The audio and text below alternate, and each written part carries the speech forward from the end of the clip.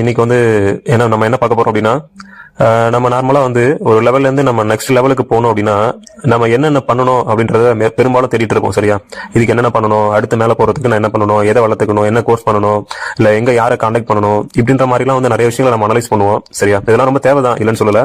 But இதுக்கு முன்னாடி நம்ம பண்ணிட்டு இருக்க சில விஷயங்கள் வந்து நம்மள என்ன சொல்றது, நம்ம அடுத்த லெவலுக்கு போக முடியாம தடுக்கிறதுல நம்ம இன்னும் பண்ண வேண்டிய விஷயங்கள் எவ்வளவுக்கு எவ்வளவு நம்மள 50% வந்து நம்மள கீழே வச்சிருக்கோ, அதே அளவுக்கு நம்ம பண்ணிட்டு இருக்க சில தப்பான விஷயங்கள் வந்து நம்ம வந்து இன்னும் மேல போக முடியாம பிடிச்சி இழுத்துட்டு இருக்கோம் நம்மள. சரியா?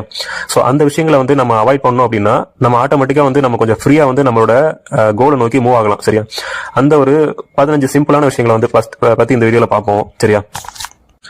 இதுல மொதல் விஷயம் எல்லாருக்குமே புரிஞ்சாலும் எல்லாருமே இன்னும் ஸ்டில் வந்து ஃபேஸ் பண்ணிட்டு இருக்க ஒரு மெயின் இஷ்யூ என்ன அப்படின்னா, நம்ம லைஃப்ல வர எல்லார்கிட்டயுமே வந்து நம்ம சம்திங் வந்து நம்ம எதிர்பார்த்துட்டே இருப்போம். அது நம்ம தெரிஞ்சோ தெரியாமலோ ஏதோ எனக்கு வந்து ஒரு ஆஃபீஸா இருக்கட்டும் எனக்கு மரியாதை கொடுக்கணும், ஒரு ஃபேமிலியா இருந்தா எனக்கு என்ன வந்து ரொம்ப அன்பு காட்டணும், இல்ல ஒரு ஃப்ரெண்ட்ஸா வந்து நம்ம ரொம்ப கேர் பண்ணிக்கணும், ஒரு ஸ்ட்ரேஞ்சரா இருந்தா கூட எனக்கு ஒரு மரியாதை கொடுக்கணும். இந்த மாதிரி நமக்கே தெரியாம நமக்கு பின்னாடி வந்து ஏதோ ஒரு இடத்துல எல்லாருக்கிட்டையுமே வந்து நம்ம எதிர்பார்த்துக்கிட்டே இருப்போம். ஏதோ ஒன்று எதிர்பார்த்துட்டு இருப்போம்.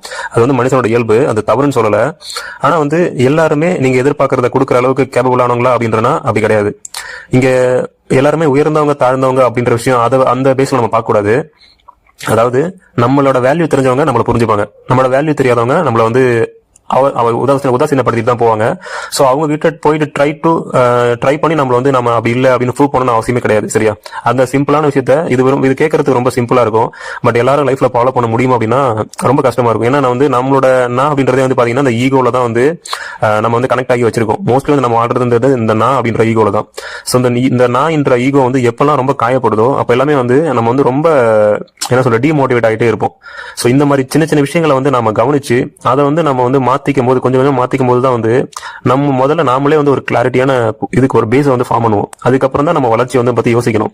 எப்படி சொல்லுவாங்கன்னா, இப்போ ஒரு நிலம் வந்து எம்டியா இருக்கு, அழகா வந்து மண் உழுது வச்சிருக்காங்க அப்படின்னா அதுல நீங்க ஒரு பயிர் போட்டீங்கன்னா அது வளர்றதுக்கும், ஏற்கனவே ரொம்ப கரடு முரடா ஒரு 20-30 வருஷமா வந்து கைவிடப்பட்டு விவசாயமே பண்ணாத நிலத்தை நீங்க ரெடி பண்ணாம அந்த அளவுக்கு போயிட்டு நீங்க என்னதான் ஒரு நல்ல தானியத்தை வந்து விளைச்சாலும் அது அந்த அளவுக்கு வளராது. சோ வந்து நிலத்தை வந்து முதல்ல தயார்படுத்தணும். நிலத்தை பண்படுத்திட்டு உழுது ரெடி பண்ணி வச்சுட்டு அதுக்கப்புறம் விதையை நடும்போதுதான் அது வந்து நல்ல வளர்ச்சி தரும். அதே போலதான் முதல்ல வந்து நமக்குள்ள இருக்கக்கூடிய நெகட்டிவான விஷயங்கள், நம்மளை சுத்தி இருக்கக்கூடிய சின்ன சின்ன நம்ம கண்ணுக்கு தெரியாத நெகட்டிவ் ஃபோர்ஸஸ் வந்து எல்லாத்தையுமே அகற்றி வச்சுட்டு அதுக்கப்புறம் நம்ம வந்து ஒரு நல்ல விதையை நம்ம நல்ல எண்ணத்தையோ நல்ல ஒரு கோலை நோக்கி போகும்போது அது வந்து இன்னும் சிறப்பா இருக்கும். சரியா?